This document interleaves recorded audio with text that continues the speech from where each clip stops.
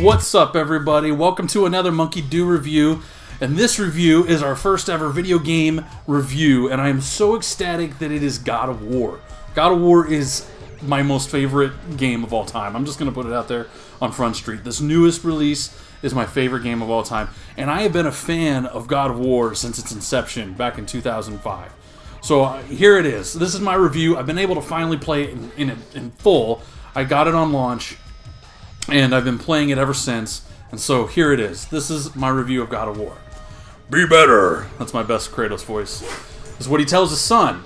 And no two words would better summarize this entry in the God of War series. Betterment is something that Kratos is seeking for the sake of his son. Betterment is also something that Sony Santa Monica Studios sought for the sake of the franchise. So the question is this game better? In a word, definitively. From top to bottom, Sony Santa Monica constructed a masterwork that epitomizes the ascension of video games in the entertainment industry. We've known all along that video game production is becoming increasingly more complex, reaching broader audiences and appealing to all ages. God of War takes this notion and runs the entire length of the field with it. As an enormous fan of the series since its debut in 2005, I looked on at the marketing materials and promotions for the latest release with anxious excitement, but also slight unease. I'll be the first to admit that the tried and true formula of the series was starting to wear thin with the release of God of War Ascension. It was a fine game, but nothing memorable.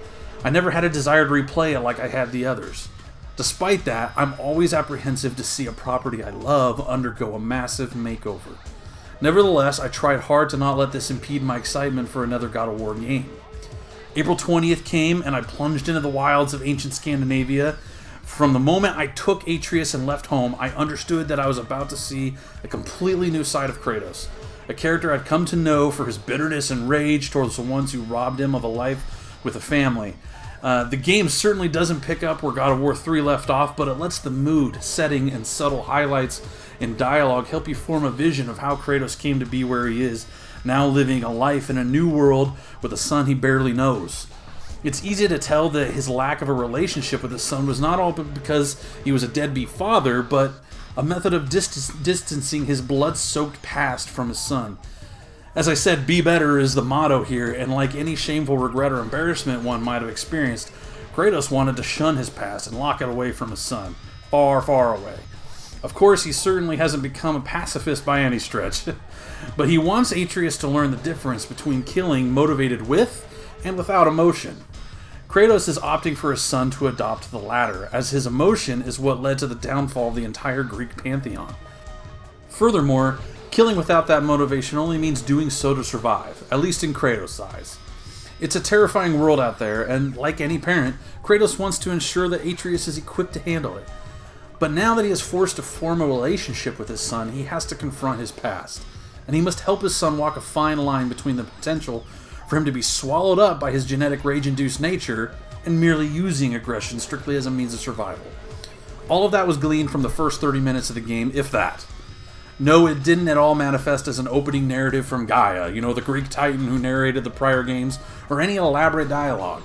Instead, it was conveyed in a much subtler tone, through simple body language, minimal dialogue, visual cues, a stirring soundtrack to accompany the fluctuation of the mood. And this, folks, is art. With only 30 minutes of the game, I could feel how narratively rich this game was going to be compared to its predecessors. The Greek tragedy that was Kratos' life is certainly an entertaining narrative to behold, but typically only built on one note, Kratos' display of anguish. Furthermore, in those games, Kratos had nothing left to lose, as we saw him once attempt suicide only to be denied that as well. This game manages to display multiple layers to the character and introduce freshness in such a drastic way that it accomplished it through one simple genius addition to Kratos' life, Atreus. This game answers the question that we never got to see through 7 entries. What would Kratos be like if he did have something to lose? This game takes these characters on an impressive epic journey that introduces other characters with interesting backstories and pivotal roles in the plot. Athena and Gaia aside, this is also something that the previous games lacked. At times, the game will leave you questioning the future of Kratos and Atreus with each twist and turn. In more instances than I anticipated, the story dealt intense blows that left me stunned. Completing the game will leave you wanting more, especially after seeing the true final scenes of the game. If you haven't completed it yet, look that up online once the credits roll so you know where to go to see the brief but tantalizing scene. If you've never had the pleasure of enjoying any of the entries in the God of War series prior, that shouldn't hold you back in the slightest with enjoying this game. The threads of the past are present, but they are only threads. This is an all-new tale for Kratos. God of War visually and musically is beautifully realized. The imagery, locales, and terrain are as iconic as some of the landscapes we witnessed in the previous games. All of the character models, including the enemies, are incredibly detailed and layered with textures, which many times involves elements such as fire and ice as well as others. In fact, I thought the creature design was so imaginative that I purchased the book The Art of God of War from Dark Horse Publishing to enjoy what the team had created beyond the game. Additionally, the soundtrack is powerful when it needs to be, and serene when the moment calls for it. It's majestic, fluid, and always on cue. To put it simply, it's beautiful. Again, I loved it so much that I purchased the soundtrack as well. As I mentioned in the beginning, the reimagining / soft reboot of the God of War series had me anxious. One thing in particular that I absolutely loved about the original series was the outrageous scale of some of the characters, settings, and backdrops. From the very first game, we witnessed Ares in the backdrop destroying Athens as a titan of a god. We hunted down the actual titan, Kronos, in the desert so we could enter the temple on his back. With the zoomed out camera, I felt the developers had the freedom to make this even more cinematic. Many times, the camera would pan out so far back that Kratos appeared to be no smaller than a fly on your TV screen fighting amongst giants. Seeing that the latest God of War was an over-the-shoulder view, I was afraid the franchise would lose the iconic staple of its past. I can happily exclaim that this is not the case. There are some large and beautiful settings, as well as enormous beasts. Being so close to the character actually made me feel as small as Kratos walking amongst these giants. The sense of scale was certainly not lost on me. The earliest encounter with the World Serpent is the first time the sense of scale will knock your socks off. As a game, God of War functions remarkably well. In fact, this game is the legendary pinnacle of what I believe most single-player or traditional gamers want. Here we have a game that lacks any sort of additional microtransactions, or any planned DLC expansions. Cory Barlog and team wanted this game to be the epitome of what single-player games used to be, and what they still can be going forward. It harkens back to a simpler time when a single purchase provided the player with an all-inclusive product. This, of course, was one of the many aspects of this game that won my heart early on before I even played the game. Additionally, the action and combat for this game are so incredibly smooth, the ease of movement, functionality of Kratos' weapons and movesets, and simplistic instructions make the game very easy to jump into and simultaneously addicting. The Leviathan Axe, the primary weapon of God of War, introduces a fresh take on the combat. The simple act of throwing the axe at enemies and recalling it with the press of the triangle button never gets old. The combination of skills that are unlocked as the weapons are leveled up, along with special moves obtained through runes, varies the combat and allows the player to customize Kratos and Atreus with the moveset that best suits their needs.